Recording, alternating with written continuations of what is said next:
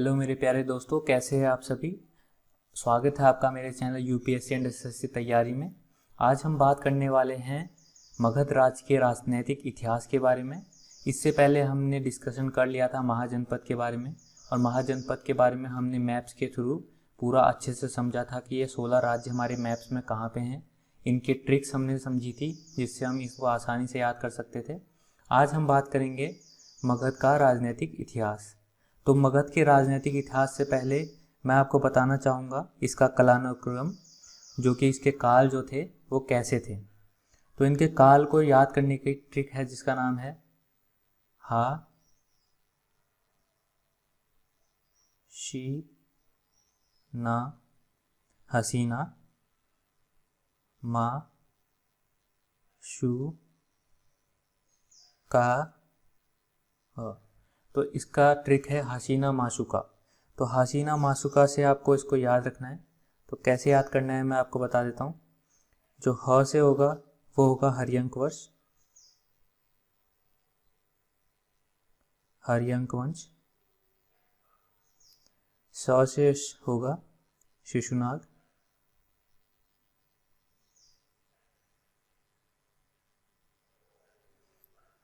ना से होगा नंदवंश,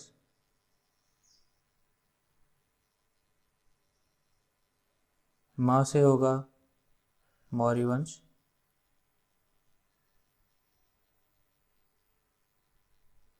शू से होगा शुंग वंश,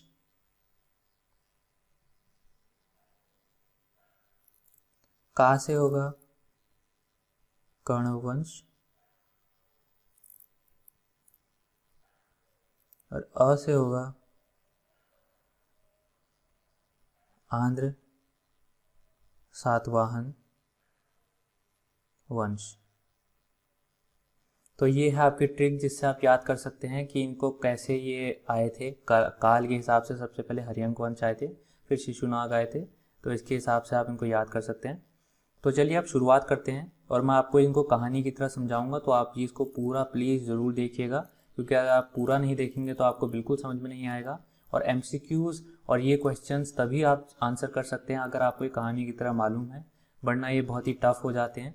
तो गाइज इसको ज़रूर देखिएगा। तो चलिए स्टार्ट करते हैं। तो मगध का राजनीतिक इतिहास।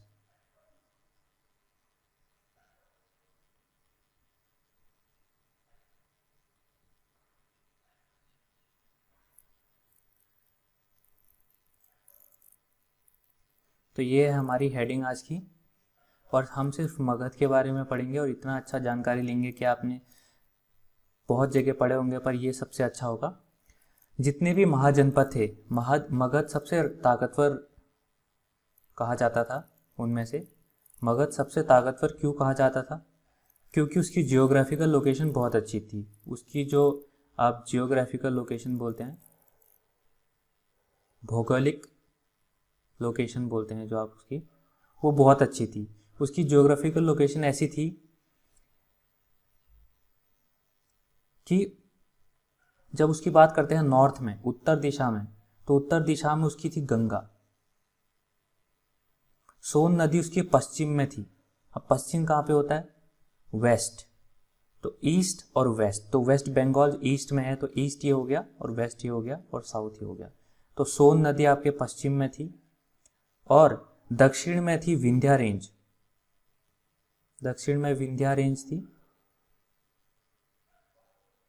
और उत्तर में थी चंपा।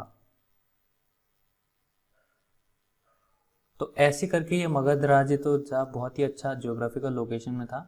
ये बहुत ही अच्छा भौगोलिक जगह में था, जिसकी वजह से कोई भी इनकी राज्य को इतनी आसानी से आक्रमण नहीं कर सकता था।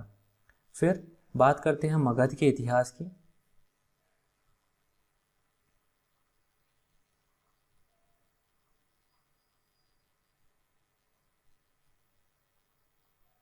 तो मगध के इतिहास की सबसे पहले मगध के राजा कौन बने थे, ये क्वेश्चन बहुत बार पूछा जाता है। तो मगध के राजा बने थे बृहद्रथ। और एक सबसे अच्छी बात यह है कि मगध के जो सबसे पहले राजा बने थे वो बृहद्रथ बने थे, और मगध के जो सबसे आखिरी राजा थे वो भी बृहद्रथ थे। तो बृहद्रथ मतलब उनके नाम थे, लेकिन एक ही जगह के नहीं थे वो। जितना नाम ऋग्वेद और पुराणाज में बहुत बार बोला जाता है तो वो बृहद्रथ है। बृहद्रथ का नाम ऋग्वेद और पुराणाज में सबसे ज़्यादा बोला जाता है। तो ये भी सवाल पूछते हैं, पुराण और ऋग्वेद में सबसे ज़्यादा बृहद्रथ का नाम लिया जाता है।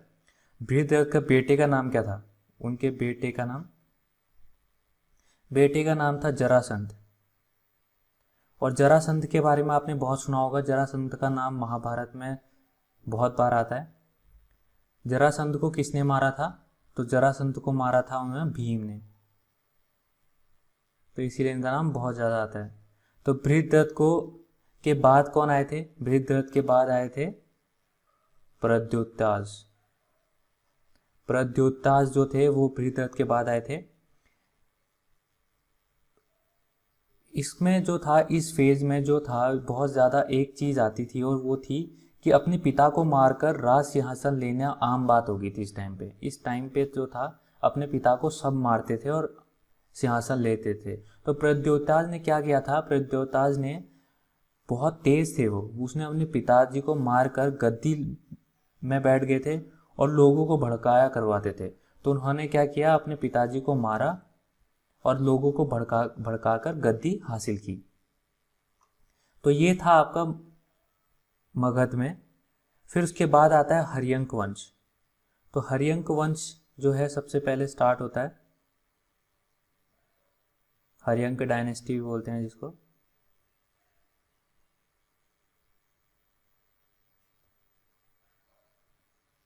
तो हर्यंक वंश में सबसे पहले आते हैं बिंबिसार।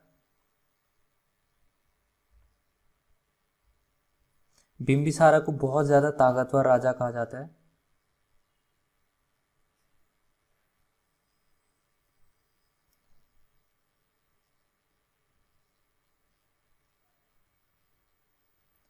मौर्यों से पहले कहा जाता है, मतलब मौर्यों से पहले अगर कोई सबसे ताकतवर राजा था तो बिंबिसार था। बिंबिसार जो थे उनकी उम्र समकक्ष थी किसके? उनकी उम्र समकक्ष थी बुद्धा और महावीरा के।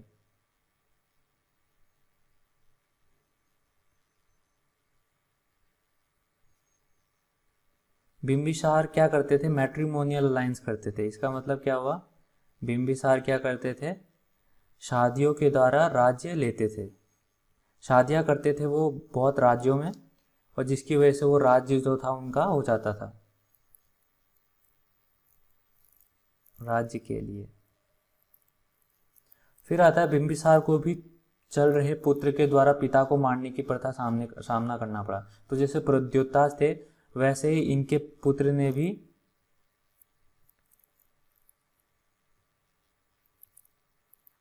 इनको जेल में डालकर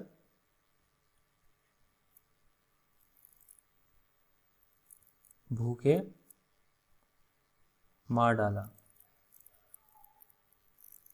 और इनके बेटे का नाम क्या बोला जाता है? तो बिंबिसार के बेटे का नाम क्या था? अजातशत्रु। तो अजातशत्रु था इनके बेटे का नाम, जिसने इनको जेल में डालकर भूखे मार डाला था। अजातशत्रु एक बहुत ही ज़्यादा बहादुर योद्धा था। उसने बहुत सारी लड़ाई लड़ी। उसकी लड़ाइयों के बारे में पूछा जाता है तो इसने जीता था काशी,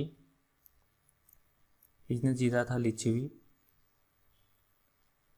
और दूसरों लोगों के साथ भी अपना राज्य बढ़ाया। तो ये भी दूसरे लोगों के साथ क्या करता था? शादी आदि करके ये भी अपना राज्य बढ़ाता था। इसके राज्य में महावीर और बुद्धन ने क्या किया? निर्वाणा पा लिया था। तो जब इसके पिताजी थे तब तो वो उनके समकक्ष थे, उनके बराबरी एज वाले थे। लेकिन जब उनके पिताजी के बाद जब अजातशत्रु आया तो क्या था? महावीरा और बुद्धा निर्वाणा प्राप्त कर चुके थे। निर्वाणा मतलब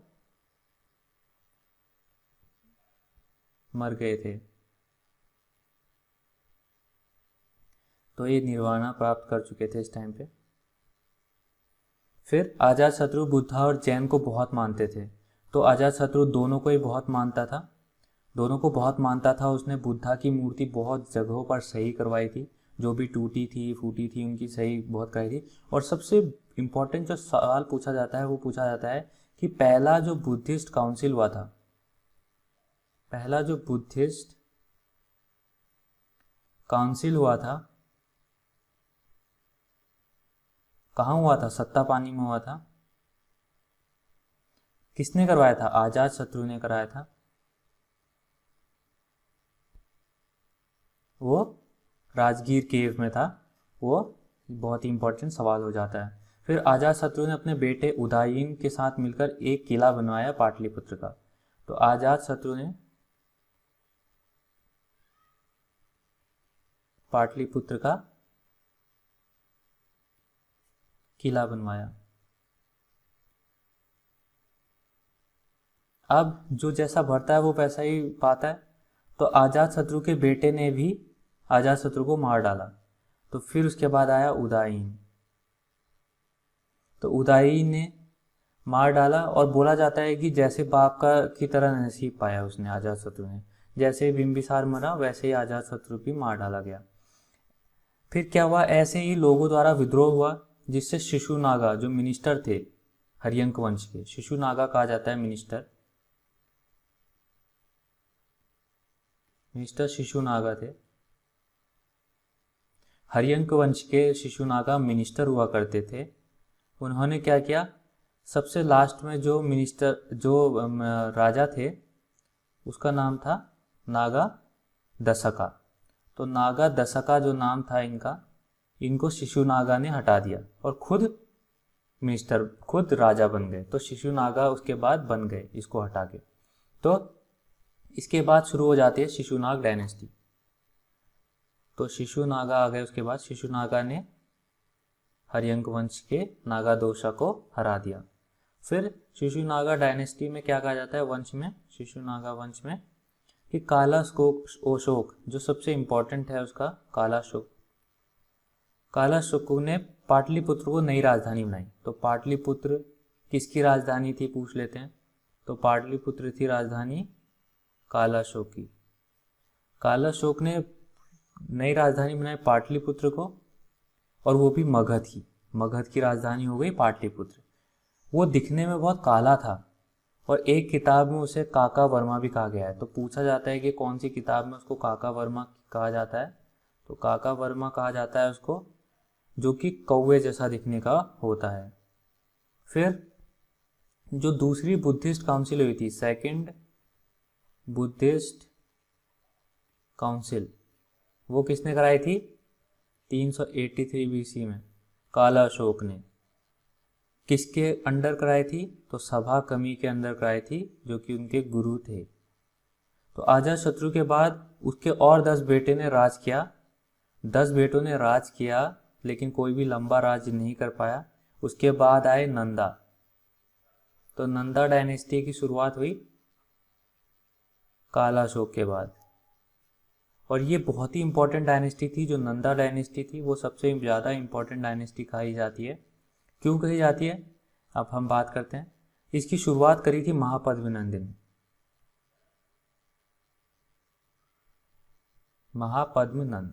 महापद्मनंद के पास दुनिया की सबसे बड़ी खड़ी आर्मी थी। सबसे बड़ी खड़ी आर्मी कितने लोग थे उसमें? 2 लाख लोग थे, 2 लाख फौजी। और उसके पास 8000 चैरियट्स थे, मतलब रथ थे, और 6000 लड़ाकू हाथी थे। तो इतनी बड़ी फौज थी इनकी। इसके पास बहुत ज़्यादा धन था, बहुत बड़ी संपत्ति थी, और ये मगध का बहुत बड़ा शासक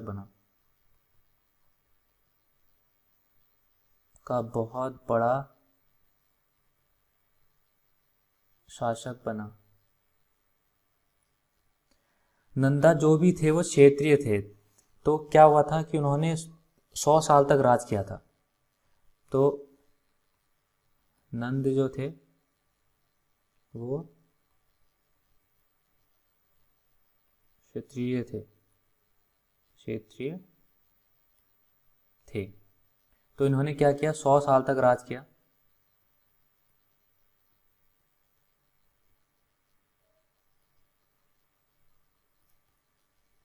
लास्ट जो नंदा रूलर थे उनका नाम था धनानंद। धनानंद बोला जाता है कि सबसे करप्ट आदमी थे, सबसे करप्ट, सबसे लालची आदमी थे। अलेक्जेंडर ने एक बार युद्ध किया था, युद्ध करने के लिए वो आया था, तो उसने ब्यास नदी को पार कर लिया था। अलेक्जेंडर आया था, उसने ब्यास नदी तो पार कर ली थी। फिर वो आ रहा था और गंगा को पार करने की उसने कोशिश की, लेकिन वो गंगा को पार ही नहीं कर सका। और सुना जाता है कि वो धनानंद को की आर्मी को देख के डर गया था। उसके जब गुप्तचरों ने बताया था कि धनानंद जो है 2 लाख सैनिक के साथ गंगा के उस पार खड़ा है उसको देखने के लिए, आने के लिए, और उसकी नरसंहार करने के लिए वो शुरू आया है, तो उसका कॉन्फिडेंस जो था ना बहुत ज़्यादा दब गया और अलेक्जेंडर वापस चले गया।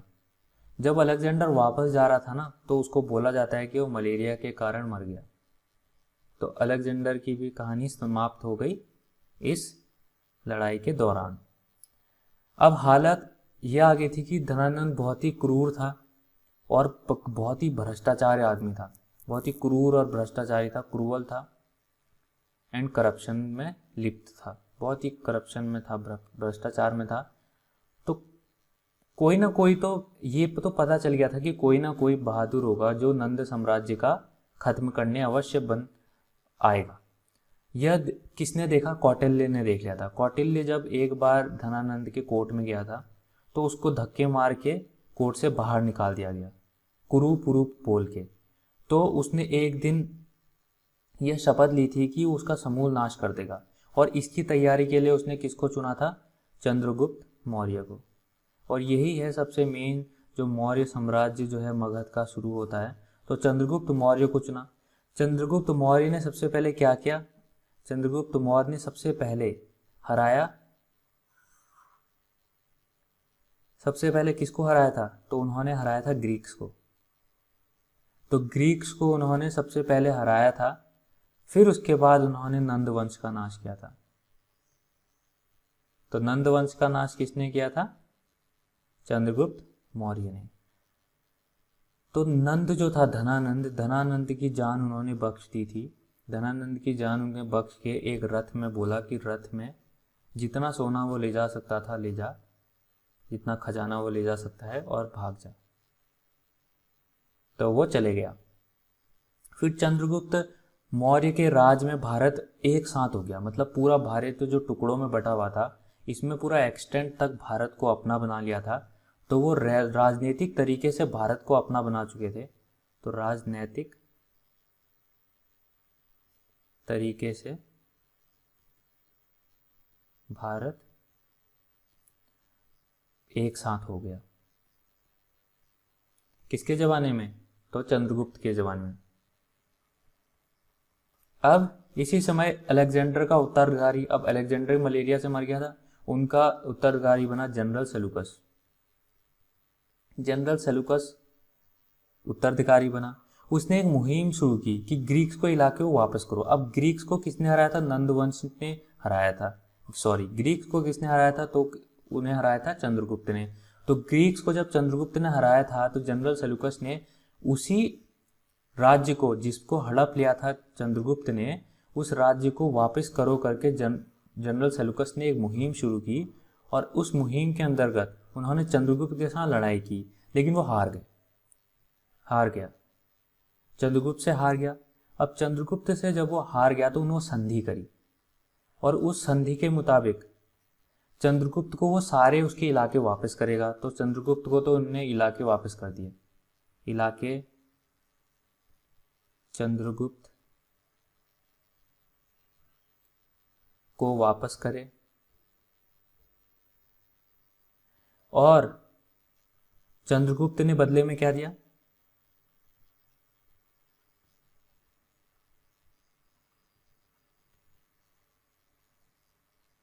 बदले में 500 हाथी दिए थे, जो लड़ाकू हाथी थे वो दिए थे, और साथ में पुत्री से विवाह। तो चंद्रगुप्त ने सेलूकस की पुत्री से विवाह किया था, और जिसका नाम क्या था? हेलिना। तो ये भी पूछा जाता है कि चंद्रगुप्त ने जिसकी पुत्री से विवाह किया था उसका नाम क्या था? तो हेलिना था। चंद्रगुप्त ने शादी कर ली हेलिना से। फिर सेलूकस ने क्या किया था? सेलूकस ने अपने एक मेगास्थनीज नाम के एक दूत को चंद्रगुप्त के कोर्ट में भेजा था, जो कि चंद्रगुप्त के कोर्ट में ही रहने लग गया था। बुढ़ापे में क्या हुआ, चंद्रगुप्त ने अपने राजगद्दी अपने बेटे बिंदुसार को दी। तो चंद्रगुप्त बूढ़ा हो गया, उसने अपने बेटे बिंदुसार को अपनी राज्य गद्दी दे दी और खुद कहाँ गया ये भी पूछा जाता है, तो वो भद्रबाहु के शरण में चले गया। भद्रबाहु के शरण में चले गया और खुद को क्या किया उन्होंने, संथार प्रैक्टिस के दौरान मर गए। तो संथारा एक प्रैक्टिस होती है जिसमें आपको क्या करना होता है, भूखे रहना होता है और भगवान को याद करना होता है। मतलब आपको मोक्ष मोटिवेशन, अब वो भगवान को तो याद नहीं करते थे, भगवान को ज़्यादा मानते नहीं थे इस धर्म में, जैन और बुद्ध में। तो संथारा में क्या होता था कि आप बहुत ज़्यादा मोटिवेशन में लगे रहते थे, लीन ध्यान में लगे रहते थे। और क्या होता था मेडिटेशन में कि आप फिर क्या करते थे, उसी में संथारा जो आप भूखे मर जाते थे। तो बिंदुसार फिर उत्तराधिकारी बना और जब बिंदुसार उत्तराधिकारी बना तो उसको अमित्रघात भी कहा गया।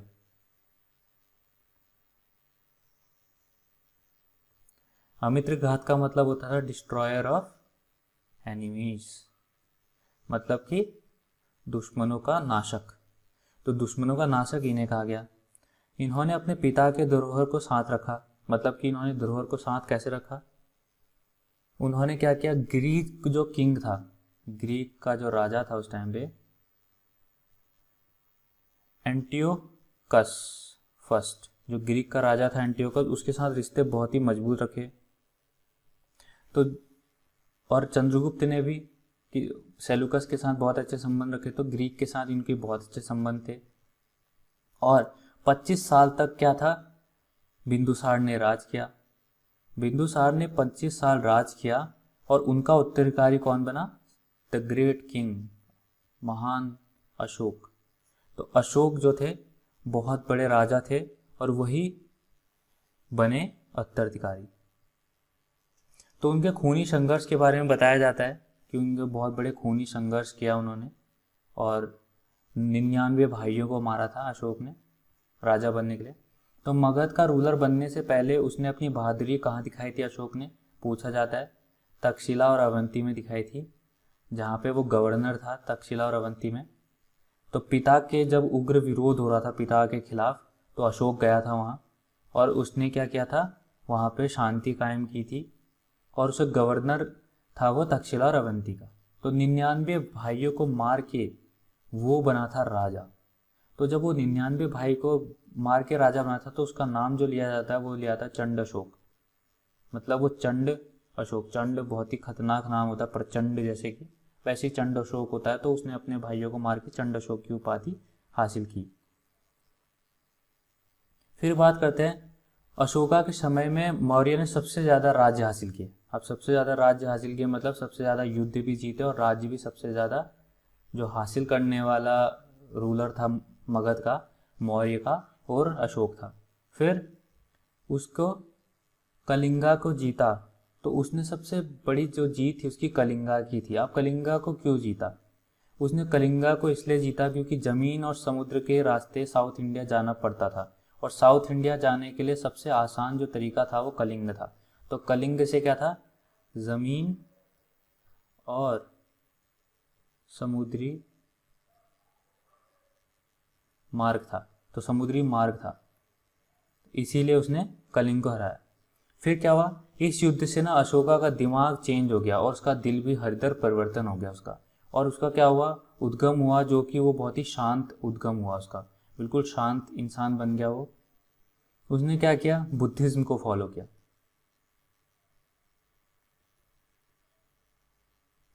बुद्धिज्म को फॉलो किया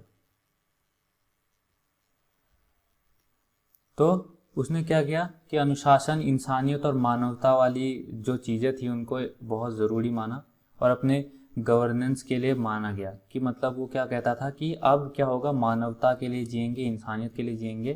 तो एक अलग ही टाइप की जो थी वो सरकार बना दी गई, जो कि लोगों के अच्छे रहने की व्यवस्था करने लगी, लोगों को अच्छी शिक्षा देने लगी और ये वाले होने लग गई। इसके दुष्परिणाम बहुत ज़्यादा हुए थे। अशोका की मौत के बाद हुए थे दुष्परिणाम, क्योंकि अशोका के रहने तक तो कोई भी उसके राज्य को हड़पने की कोई चेष्टा भी नहीं करता था। अशोका जब 232 BC में मरा, पूरे 40 साल राज करने के बाद, तो उसके पुत्र जो थे वो इस चेंज को संभाल नहीं पाए, बिल्कुल नहीं संभाल पाए वो। तो उसके बाद क्या हुआ, उसकी 6 पीढ़ी आई, 6 सक्सेसर आए उसके, एक के बाद एक, जिसमें बहुत बड़े बड़े नाम थे, जैसे जलूका, संप्रति, दशरथ। लेकिन कोई भी 52 साल से ज़्यादा नहीं जी पाया, मतलब 6 पीढ़ी 52 साल भी राज नहीं कर पाई। अशोका केवल अकेला ही 40 साल राज कर गया था। आखिरी शासक जो बना, अब जो मैंने आपको बताया था कि मगध का आखिरी शासक तो कोई होगा, लेकिन मौर्य का जो आखिरी शासक था वो कौन था? तो मौर्य का आखिरी शासक बना बृहद्रथ। अब बृहद्रथ जब मौर्य का आखिरी शासक बना, तो इस समय तक ग्रीक जो थे वो बहुत परेशान कर रहे थे बृहद्रथ को। उन्होंने क्या किया, तो उसके बहादुर एक कमांडर थे, कमांडर बहुत बहादुर थे, उसने क्या किया, 2 बार उनको भगा दिया, युद्ध करके 2 बार भगा दिया। और जो ग्रीक कमांडर था उसने क्या किया, बहुत ज़्यादा अटैक झेले, लेकिन उसने भगा दिया। तो उसको, लेकिन अपने व्यवहार जो थे, महाराज के व्यवहार को उसने बिल्कुल पसंद नहीं आया उसको, और इसलिए उसने क्या किया, बृहद्रथ को 184 से 185 ईस्वी पे मार डाला। और किसकी स्थापना की?